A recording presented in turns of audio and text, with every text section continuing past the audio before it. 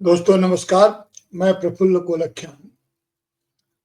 आज बातचीत करते हैं कुछ मुद्दों पर।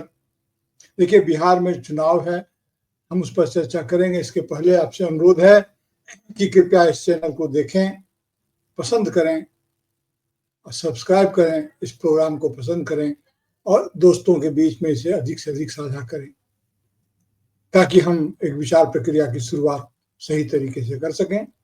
मुद्दे बहुत सारे हैं, ओपिनियन भी बहुत सारे हैं, इसलिए आपसे अनुरोध है कि आप अपनी टिप्पणी जरूर दें, जिससे हमें अपने आप को सुधारने में थोड़ा मौका भी मिलेगा, थोड़ा अच्छा भी लगेगा, ताकि हम अपने आप को सही कर सकें। और यह आपकी टिप्पणियों के बिना हो नहीं सकता है, यह उसके बिना तो इसका होना बिल्कुल संभव नहीं है। इसलिए आपसे अनुरोध है कि कृपया अपनी टिप्पणी जरूर दें। देखिए, अभी कांग्रेस की यह परीक्षा की घड़ी है। परीक्षा की घड़ी इस मामले में है कि बिहार में चुनाव सामने है और बिहार चुनाव को लेकर के सारी गतिविधियां हो रही हैं। अब इन गतिविधियों का असर अलग अलग तरीके से देखने में आ रहा है। यह सुना गया कि नीतीश कुमार जी जब गए थे तो एनडीए की मीटिंग दिल्ली में हुई थी, तो मीटिंग को पूरी तरह से उसमें शामिल हुए बिना वे वापस चले आए। अब भारतीय जनता पार्टी जो एनडीए की सबसे बड़ी घटक दल है, उसमें और जो जनता दल यूनाइटेड है, नीतीश कुमार जी की पार्टी, दोनों में शक्ति परीक्षण का खेल चल रहा है और यह लगभग चूहे बिल्ली के खेल की तरह हो जा रहा है। कभी लगता है बीजेपी फंस गई नीतीश बाबू के चाल में, कभी लगता है कि नीतीश बाबू फंस गए बीजेपी के चाल। अब पिछले दिनों नीतीश बाबू की तबीयत भी थोड़ी नासाज चल रही थी। ऐसी बात मीडिया में चल रही थी कि उनकी तबीयत खराब है और कुछ अस्वाभाविक आचरण वो करने लगे हैं, जो उनसे उम्मीद नहीं की जाती है या जो अपेक्षा नहीं की जाती है, उस तरह का कुछ करने लगे।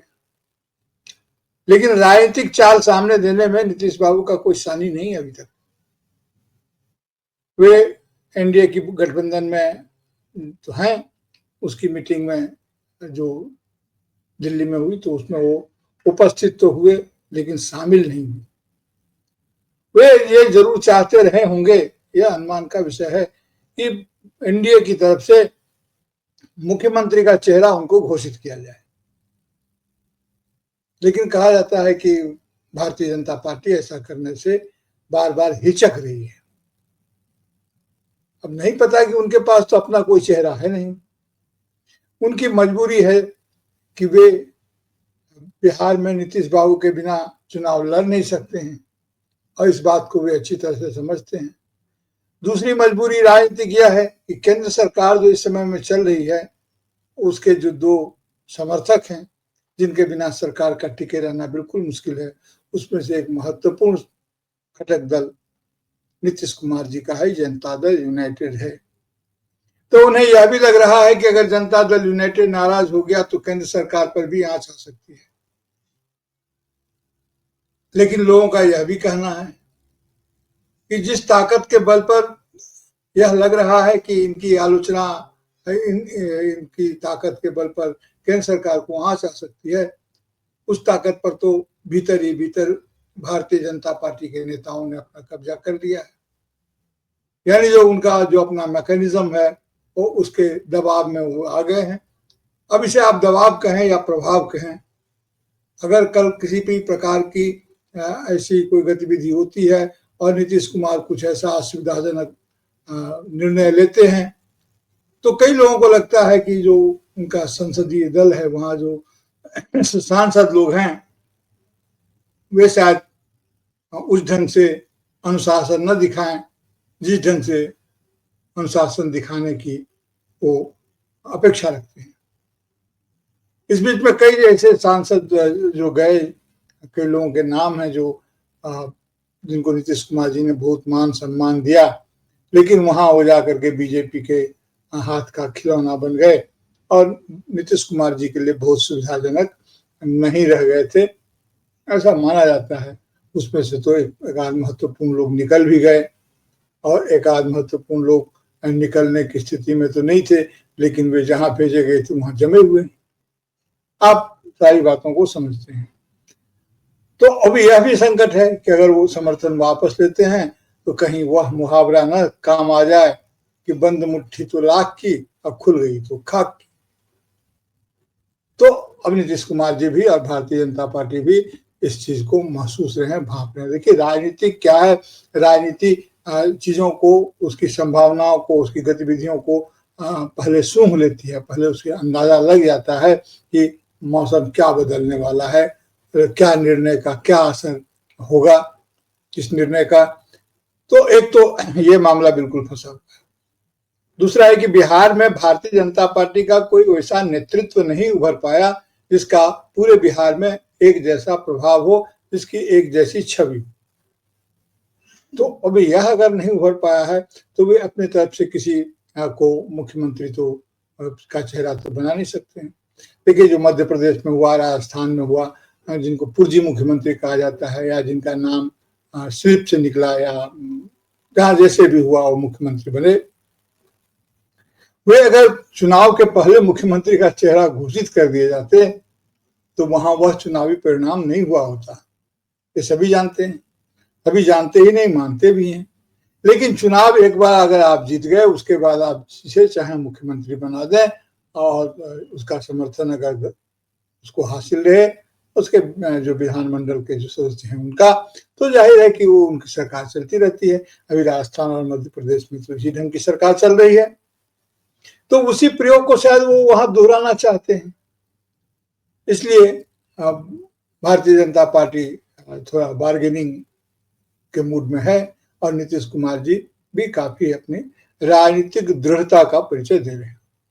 अब देखिए कि राजनीतिक दृढ़ता का परिचय तो दे रहे हैं, लेकिन इस बीच में एक से एक मुद्दे आए, चाहे वक्फ बिल हो, चाहे और कोई मामला हो जिसमें सरकार की नीतियों से आम लोगों का या समझ लीजिए कि नैतिकता का वैसा संबंध नहीं था जैसा कि होना चाहिए था, चाहे चुनाव संबंधी मामला हो या अन्य मामले हो। आखिर जनता दल यूनाइटेड भारतीय जनता पार्टी में उसका विलय तो नहीं हुआ है, विलीन तो नहीं हो गई है।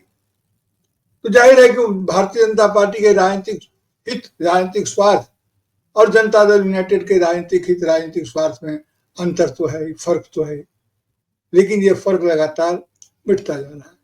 अब बार बार ऐसा लग रहा है कि ये सरकार में तो सहयोगी हैं, चाहे चंद्रबाबू नायडू हों या नीतीश कुमार जी हों, ये सरकार में सहयोगी हैं लेकिन विचार में विरोधी हैं। तो इन्होंने पूरे के पूरे लोकतंत्र को एक ढंग से उस पर उसको फंसा लिया है। अभी प्रधानमंत्री का दौरा भी होने जा रहा है, हमारे नरेंद्र मोदी जी, जो आदरणीय नरेंद्र मोदी जी का दौरा होने जा रहा है बिहार में।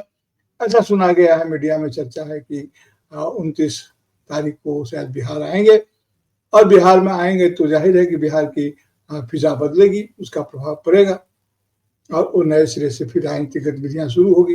अब उनके इस आगमन के समय में नीतीश कुमार जी का कौन सा रुख दिखता है, इसमें भी लोगों की दिलचस्पी है।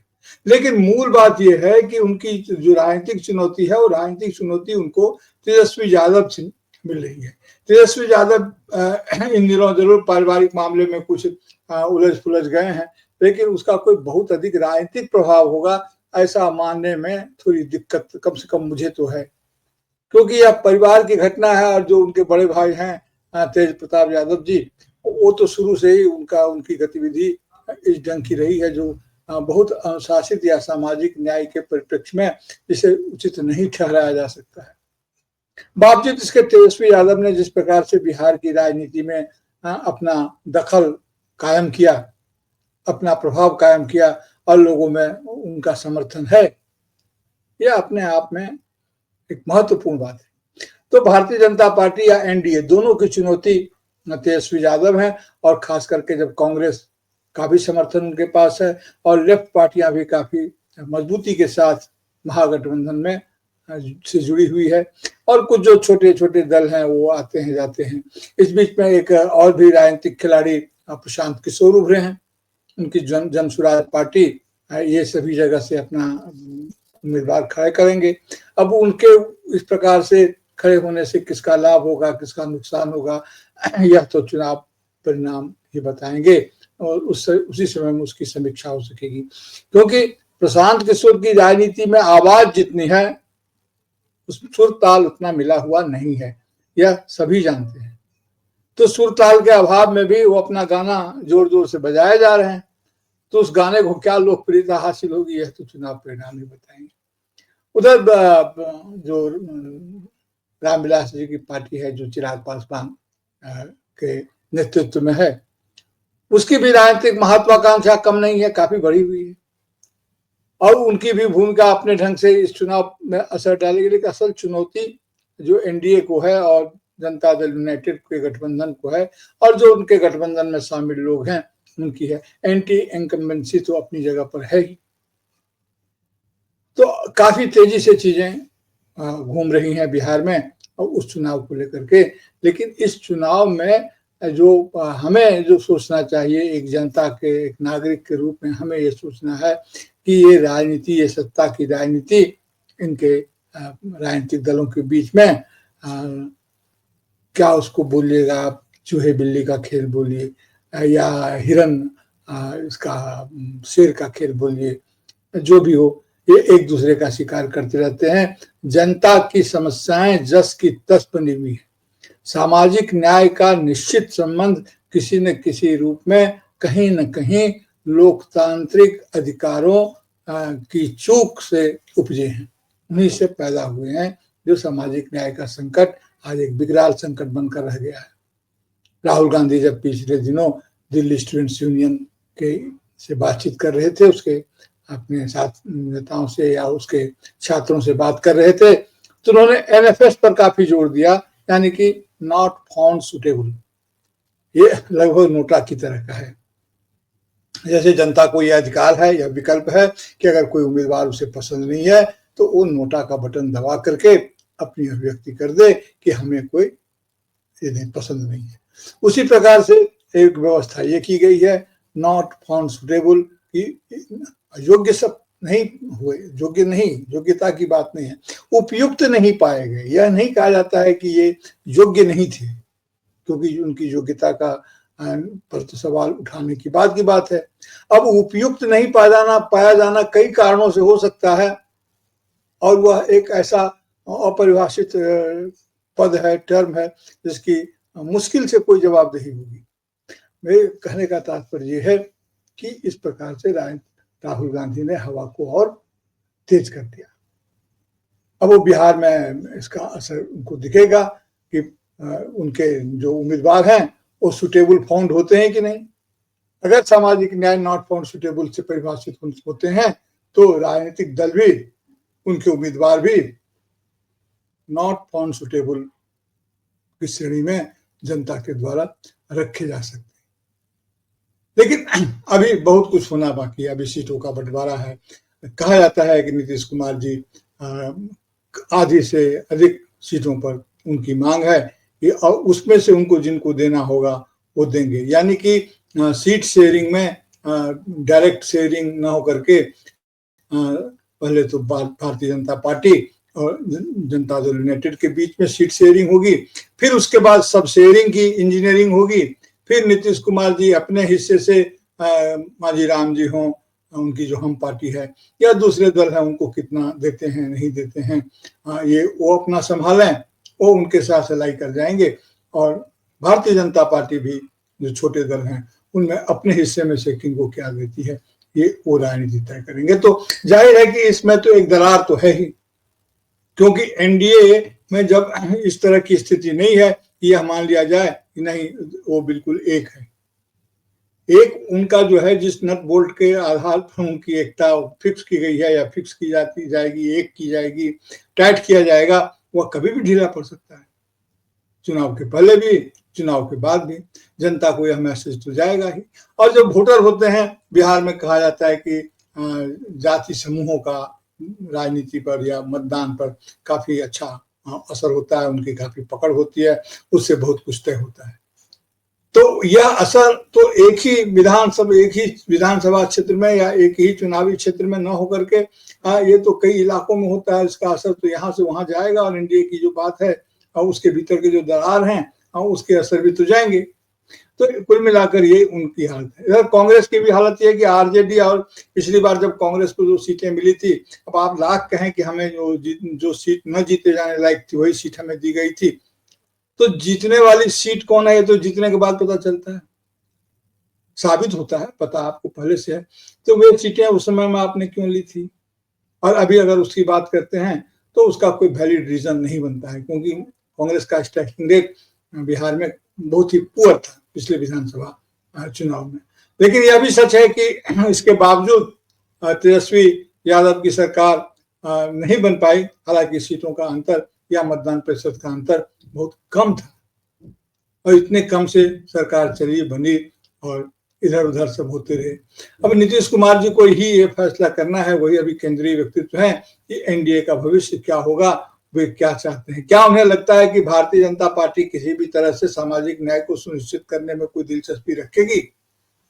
उनकी अपनी राजनीति का जो एक विशेष जो उनकी पहचान है, क्या उस पहचान के साथ भारतीय जनता पार्टी कोई न्याय कर पाएगी, कोई संगति है?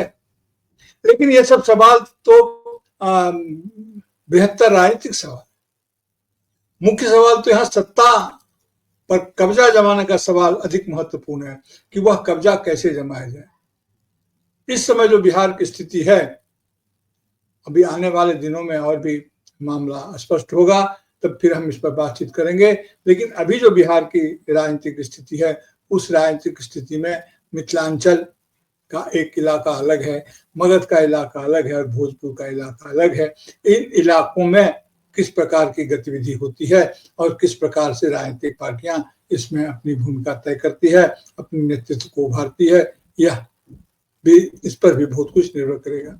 लेकिन यह तय है कि जिस ढंग से कांग्रेस ने अपने आप को पुनर्गठित किया है बिहार में, वह भी एक महत्वपूर्ण बात है।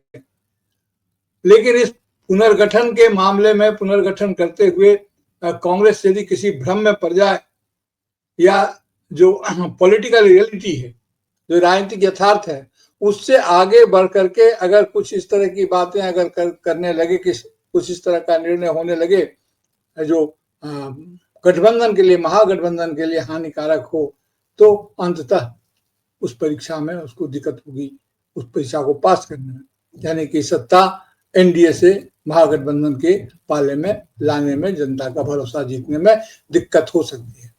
अब मुसीबत यह है कि हम कह रहे हैं कि यह कांग्रेस की परीक्षा है, जनता दल यूनाइटेड की तो परीक्षा है ही, आरजेडी यानी कि राष्ट्रीय जनता दल, लालू यादव जी की पार्टी, नीतीश कुमार, तेजस्वी जी के नेतृत्व में, उसकी भी परीक्षा है, और कांग्रेस की तो अग्नि परीक्षा है ही। तो इस चुनाव का महत्व जबरदस्त है। इस चुनाव में यह भी तय हो जाएगा कि बिहार में भारतीय जनता पार्टी का भविष्य क्या होगा। तो कई पार्टियों के अस्तित्व का सवाल है इस चुनाव में, और बिहार की जो अपनी स्थिति है, चाहे आर्थिक हो, चाहे सामाजिक हो, जो मुद्दे हैं बिहार के, चाहे वो पलायन के मुद्दे हों, रोजी रोजगार के मुद्दे हों, और इस तरह सामाजिक न्याय के मुद्दे हों, इस तरह के कई मुद्दे, उसमें हम इसको बिहार की भाषा में बोलते हैं जगजियार हो गया है, काफी वो जगा हुआ मुद्दा है, और उन मुद्दों का असर पड़ेगा ही पड़ेगा। इधर अपराध के दरों में भी काफी वृद्धि हो रही है, तो उसके भी अपने कारण हैं। अब जानते हैं कि अपराध के बढ़ जाने के कारण ही लोकतंत्र की गुणवत्ता में काफी क्षरण होता है। तो ये तमाम तरह की परिस्थितियां हैं, हमें बिहार पर खास नजर रखने की जरूरत है, क्योंकि बिहार राजनीतिक दृष्टिकोण से एक हमेशा से रहा है, एक प्रभावशाली राज्य रहा है, एक प्रयोग की भूमि, पॉलिटिकल लेबोरेटरी भी रहा है। तो उसको देखते हुए हर समझदार आदमी को देखना चाहिए, और बिहार के नागरिकों को भी यह भरोसा करना चाहिए, यह सोचना चाहिए कि उसके निर्णय का असर बहुत दूरगामी होगा, तो उसे भी अपना फैसला सोच समझ करके ही करना होगा। आज अभी के लिए तो इतना ही, फिर इस मामले पर आगे निरंतर जैसे जैसे स्थिति में परिवर्तन होगा, हम लगातार बात करने की कोशिश करेंगे, और आपसे उम्मीद है, अपेक्षा है, निवेदन है कि आप कृपया अपनी टिप्पणी जरूर करें, जिससे हमारे चिंतन को भी, हमको भी सोचने और समझने में थोड़ी मदद मिल सके। चैनल को लाइक कीजिए, सब्सक्राइब कीजिए और अपनी बात जरूर कहिए। आज तो इतना ही जी, नमस्कार। बहुत बहुत धन्यवाद कि आपने इस चैनल को अपना समय दिया।